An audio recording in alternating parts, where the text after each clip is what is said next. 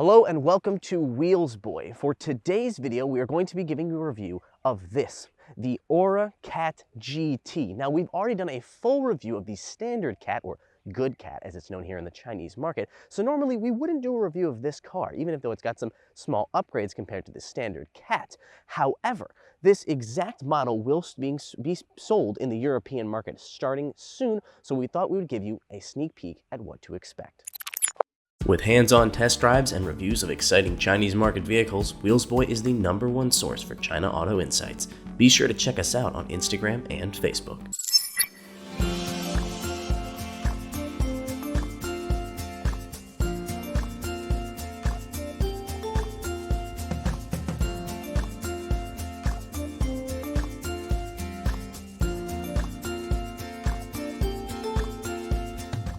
So as we talk about the exterior styling of this car, keep in mind that we've already done a full review of the standard cat, so I suggest you check that out for more in-depth analysis. In this case, we're just going to point out some of the obvious differences between this and the standard cat.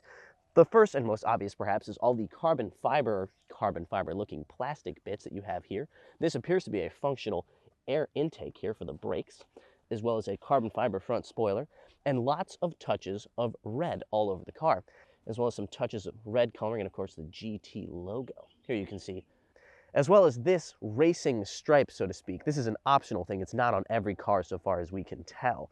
A cheetah in place of your regular cat. This is kind of the more sporty version of the cat, or the good cat as it's known here in China.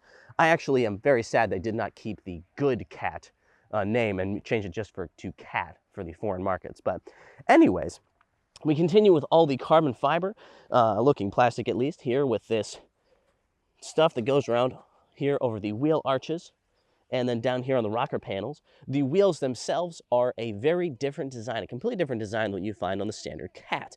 Regular good cat has a more kind of retro style wheel, whereas this one has a much more modern look, including a very interesting touch of color here. This is something we've seen on other Chinese cars like Lincoln Company vehicles, or Lincoln Connected, sorry. But it's the first time we've seen it on a good cat. Overall, I would say I'm probably a better fan or bigger fan of the standard cat because it has a more consistent retro look. This car's shape is a bit retro, but with all these more modern styling cues, I think it kind of throws off the language a little bit. So I personally would prefer the look of the standard cat because I think it's more cohesive. This kind of puts together the retro look of the cat with more modern styling touches, and I'm not sure that it works perfectly, though it is still a pretty cute car. Here we have a more pronounced rear spoiler with the GT logo, Good Cat GT or Cat GT, as well as, interestingly, some different aerodynamics here. This is not present on the standard cat. And then finally, back here on the rear end of the vehicle, we have a much more pronounced diffuser with more of these red elements.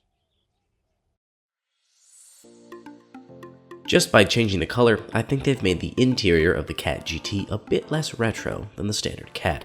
Also new are the GT logos on the headrests. Just as important is what it keeps from the standard cat, including very respectable material quality, as well as a variety of features like a 360-degree camera, heated seats, and easily one of the best driver assistance systems available for a car at this price point.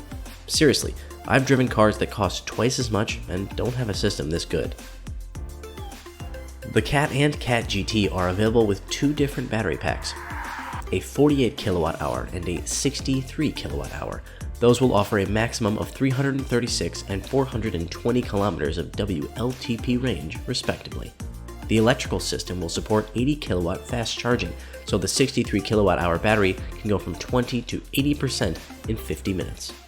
In addition to the exterior modifications that we mentioned earlier, this car has also gone up in power from 101 kilowatts to 136 kilowatts, or about 140 to 170 horsepower. Torque is also up from 210 to 250 newton meters, or about 155 to 185 pound-feet. The result is a 0 to 100 kilometer per hour time of around 6.9 seconds. And I can tell you from driving it, it is significantly faster than the standard or first cat that we drove on the channel. I should also mention that this is the only powertrain that will be available in the European market. The lower power one, the original 101 kilowatt hour powertrain, will simply not be available.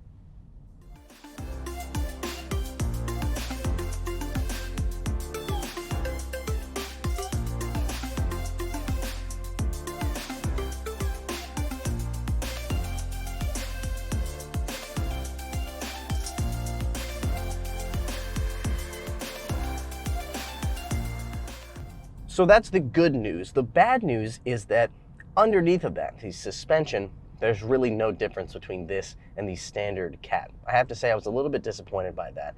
I've always advocated for more sporty electric cars, especially affordable electric cars, and I'm afraid that while this one is quicker than the standard one, there is simply nothing different underneath in terms of the chassis. Having said that, that's not necessarily a terrible thing. The good Cat, or the Cat, sorry, when we drove it, we described it as having a very compliant suspension, actually quite well tuned. So while it's not exactly a hot hatch, I would say it's a very comfortable commuter car. The Cat GT costs around 21,000 US dollars here in the Chinese market. Detailed prices for the European market have not been released, but we do know that the Cat line will start around £25,000 when it debuts in the UK.